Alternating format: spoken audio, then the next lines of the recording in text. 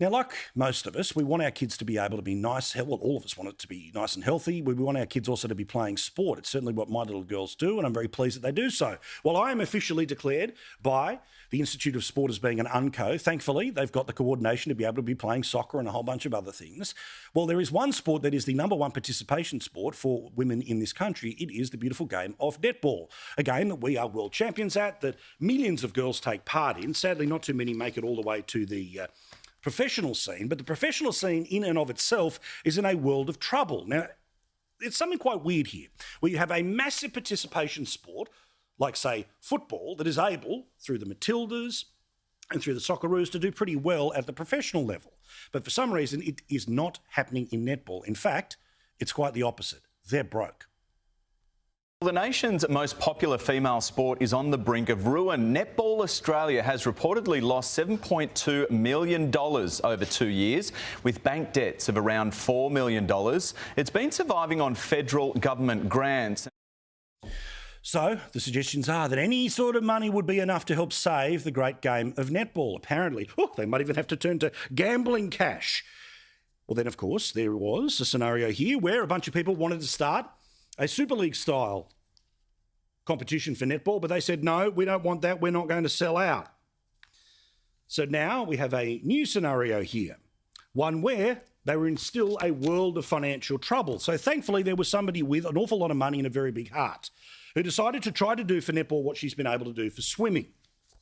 Gina Reinhardt and Hancock Prospecting just last week announced that they are getting together with the sport of netball. This will help prop it up at all of its levels, which will mean girls will have a future in the sport of which they love. As I said, she did the same with swimming and saved swimming with $10 million. Swimmers were more than happy for this money because it saved their sport. She just gives so much time to our athletes. She came and visited us in Cairns in our staging camp before we flew off to Tokyo last year, sorry.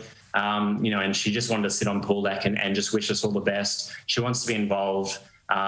She's such a caring and supportive lady that, without her, she's single-handedly saved our sport.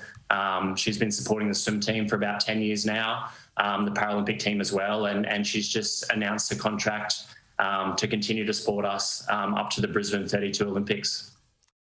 This is how it's supposed to work. Fortunate Australians are supposed to help less fortunate Australians, and passionate Australians are supposed to give something for us to cheer for, be it at a Commonwealth or an Olympic Games, or maybe just at a state or nationals meet, to provide an opportunity for a kid to dream of a life in the thing that they are good at.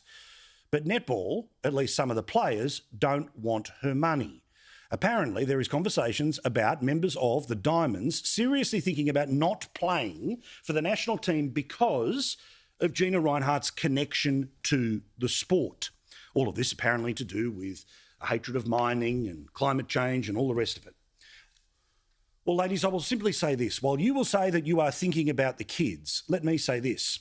Think about the kids. What Gina Reinhardt has been able to do for swimming, she can do for netball. She should be allowed to do it, and you should enthusiastically cheer on. And while nobody believes that every single athlete believes in every single thing that every single sponsor that turns up on their jersey has ever said or done, you're thankful for the cash. Because put simply, without it, netball is broke, and one of the great sports of this country goes into very dark days.